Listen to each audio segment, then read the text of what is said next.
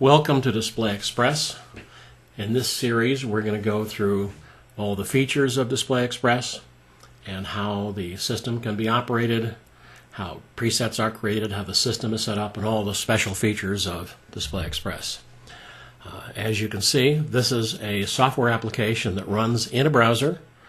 You can access it with Google Chrome, Internet Explorer, Firefox, Safari, Opera.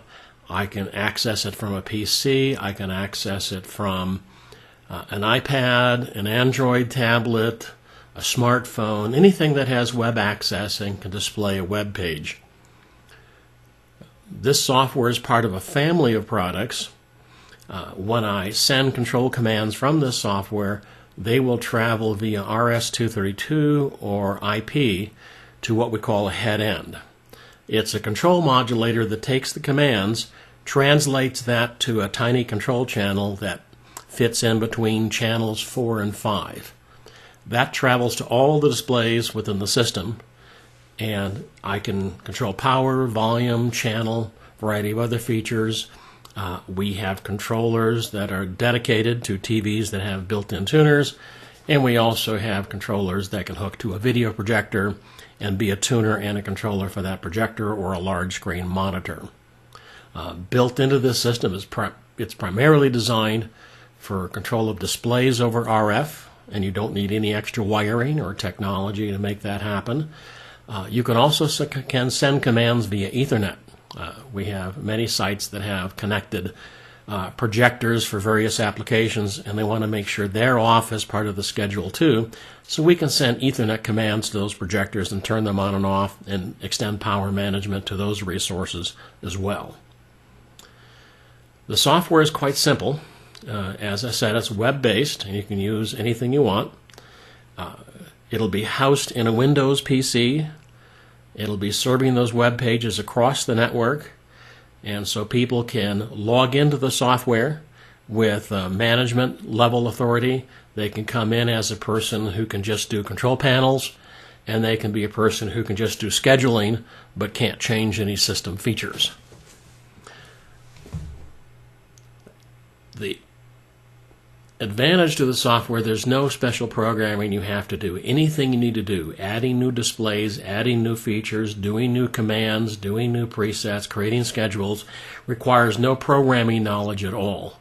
Everything that we're doing is done within forms that you fill in with the software and presets that can be expressed as control buttons or be scheduled as part of a total system solution. So the features we have, we look at the top menu, is that we can see the master schedule that's running now, and that can be enabled or disabled. I can look at help information, and I can log out of the software. Presets are available immediately as control panels, so I can select buttons to turn off all the TVs, turn on all the TVs, mute the TVs, send a lock command to the TVs, and change it to particular channels. And all those presets were defined by the customer.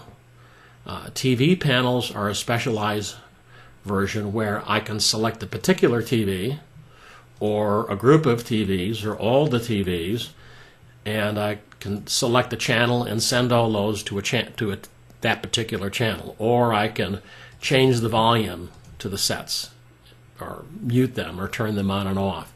So this is a manual control panel. The variation in this has come up where we have a lot of sports bars using this because all they need as a control panel on a sports bar is an iPad. So that's becoming very popular. We also have sites where they have floor managers in a larger corporate facilities, and they want the ability to interrupt the daily schedule. They know there's a news broadcast coming on. They can pick one TV or group of TVs, force that onto the broadcast so people can see it, and then go back to the normal schedule after that broadcast is done. And all that's done within the software. And these features have been added to it over years at no charge to the customers. Once you have the software, you can go to our site and download the new features anytime you want. The other aspect of presets is they're created with very simple tools, and you'll see this when I get to the editing sections I can create something new, I can edit something existing, or I could copy something existing, make a few changes, and save it by a new name. So in this command, let's see, everybody off, I selected that all TVs will respond, and I said use a command, and I told it to turn the power off. I could have told it put it on, put it off, and then I save that. And here I did it as a copy, so I'm going to go add this TV channel, and I'll say new preset, and then save it. So I started with something existing and I added something new.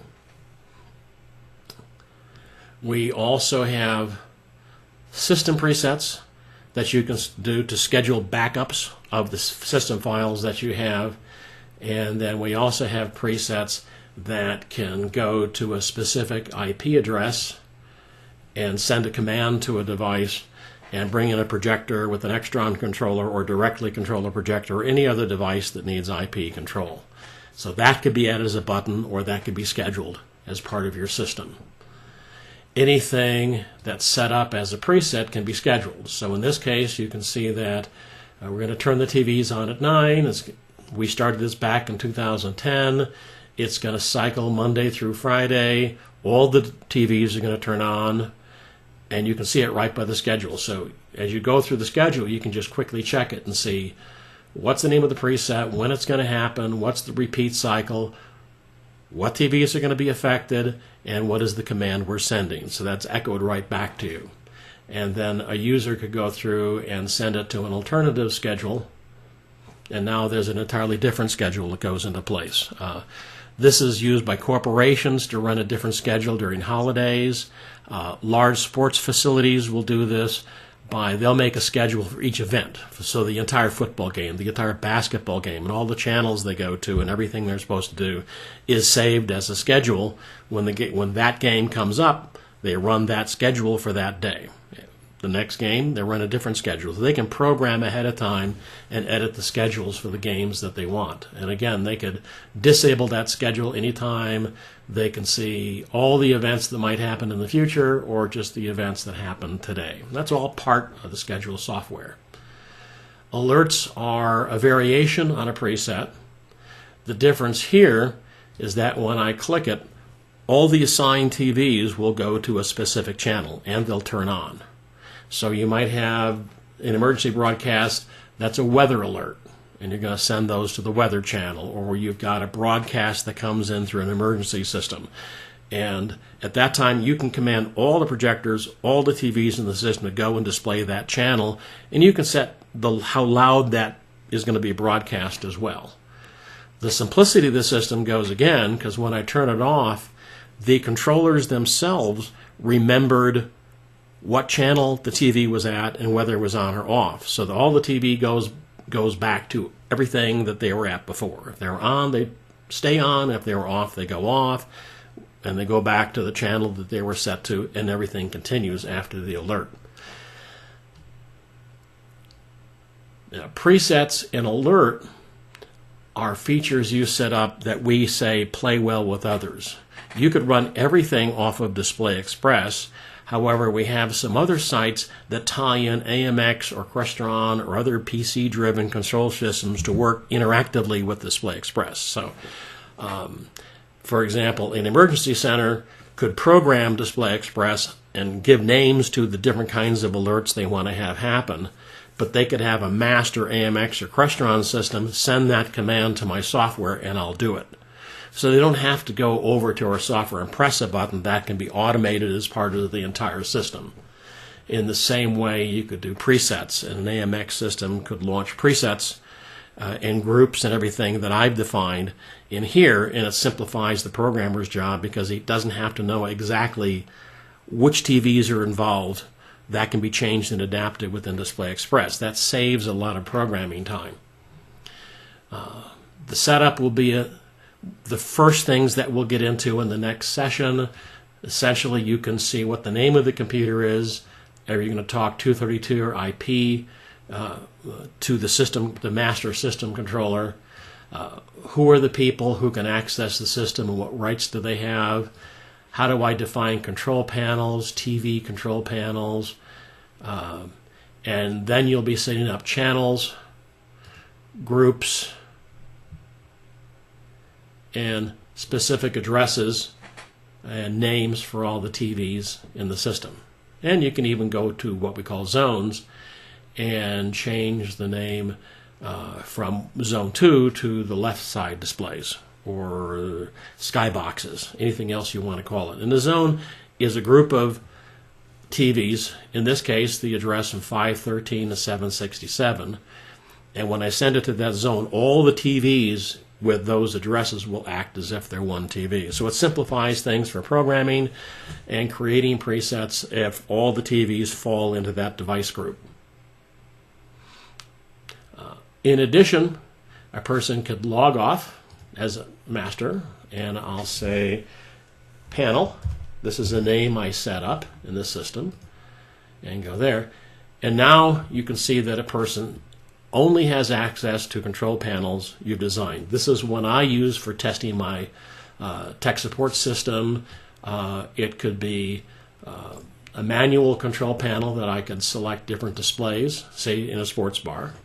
And it could be a tablet, like an iPad control, where they can have basic control functionality over the system. And you can assign this to various people. You can give them as many control panels as you want, control what TVs they can control, what they can do, what panels they can access, and all that's defined within the system. And you didn't have to do any extra programming to do it. It's built into Display Express. So that's an overview of how the system works.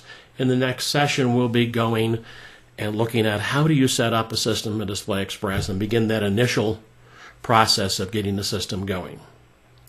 Thank you.